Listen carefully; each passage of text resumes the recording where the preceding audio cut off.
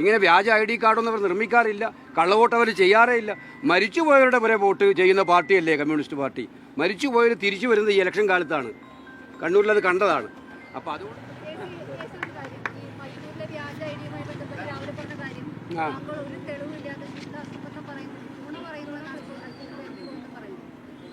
ഗോവിന്ദൻ്റെ പാർട്ടിയിൽ ഇപ്പം പഴയ പാർട്ടിയല്ല.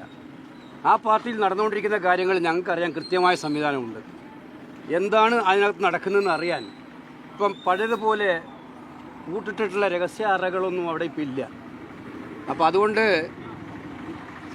ശ്രീ MV ഗോവിന്ദൻ പറഞ്ഞത് ഞാൻ വെറുതെ വ്യാജ ആരോപണമാണ് ഉന്നയിക്കുന്നത് പറഞ്ഞത് തീർച്ചയായിട്ടും തെറ്റിദ്ധരിപ്പിക്കപ്പെടുന്നതാണ്.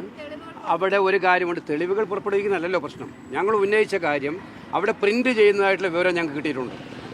അത് CPMൻ്റെ ഓഫീസാണ്. ആ ഓഫീസിലെ 3-ാം നിലയിലാണ് പ്രിൻ്റ് ചെയ്യുന്നതായിട്ടുള്ള വിവരം കിട്ടിയിട്ടുള്ളത്. ഇലക്ഷൻ കമ്മീഷൻ ഞങ്ങൾ പരാതിയും കൊടുത്തിട്ടുണ്ട്. ഇനി ഉത്തരവാദിത്വം ഇലക്ഷൻ കമ്മീഷൻ്റെ അല്ലേ. ഇത്തരം കാര്യത്തിൽ ഞങ്ങൾ ഇലക്ഷൻ കമ്മീഷൻ ഇന്നലെ വൈകുന്നേരം തന്നെ പരാതി കൊടുത്തിട്ടുണ്ട്. ആ പരാതിയിൽ പറയുന്ന കാര്യങ്ങളാണ് ഞാൻ പറയുന്നത്. ഇത് പുത്തരിയൊന്നുമല്ല, പയ്യന്നൂരിൽ തളിപ്പറമ്പിലും പുത്തരിയൊന്നുമല്ല.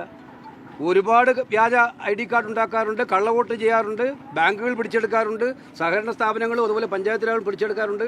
അപ്പോൾ ഇതിപ്പോൾ MV ഗോവിന്ദൻ പറഞ്ഞിട്ടതൊന്നും മാർക്സിസ്റ്റ് പാർട്ടിക്ക് ശൈലിയെക്കുറിച്ച് അറിയേ ഇല്ല. ഇങ്ങനെ വ്യാജ ID കാർഡൊന്നും അവർ നിർമ്മിക്കാറില്ല, കള്ളവോട്ട് അവർ ചെയ്യാറേ ഇല്ല. മരിച്ചുപോയവരുടെ വരെ വോട്ട് ചെയ്യുന്ന പാർട്ടിയല്ലേ കമ്മ്യൂണിസ്റ്റ് പാർട്ടി.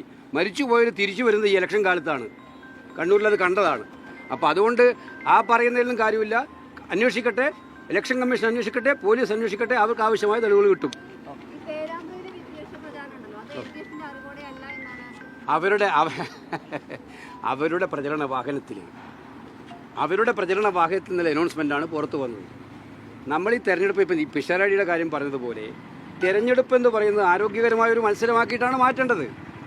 അത് എതിർ കാൻഡിഡേറ്റിനെ വളരെ മോശമായി മ്ലേച്ഛമായി ചിത്രീകരിച്ച്, അതും തീർത്തും വർഗീയമായിട്ട് ചിത്രീകരിച്ചിട്ട് മുന്നോട്ട് പോവുകയല്ല വേണ്ടത്. അപ്പോൾ ആ കാര്യത്തിൽ കൃത്യതയോടുകൂടി നമുക്ക് പറയാൻ ആഗ്രഹമുള്ളത്, തിരഞ്ഞെടുപ്പിൻ്റെ സാമാന്യമായിട്ടുള്ള മര്യാദകൾ പാലിച്ചുകൊണ്ട് പോകുന്നതാണ് എല്ലാവർക്കും നല്ലത്. അതിന് വിട്ടു പോയാൽ അതിന് അവർ തന്നെയായിരിക്കും മറുപടി പറയേണ്ടി വരിക.